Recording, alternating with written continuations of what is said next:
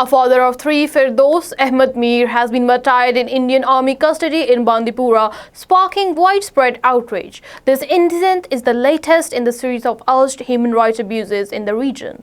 Telangana Minister KTR has lashed out at BJP supporters, accusing them of having no respect for the Constitution or Supreme Court. This statement comes amid a heated debate over the Waqf order.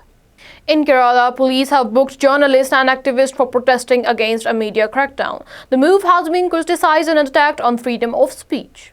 Punjab Chief Minister Bhagwant Mann has exposed the BJP's hypocrisy over cricket, mocking their claims of victory. The statement highlights the ongoing tension between India and Pakistan.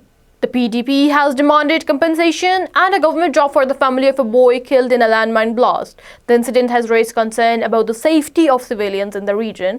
In a separate incident, a 56-year-old Muslim man has died in an Assam detention center.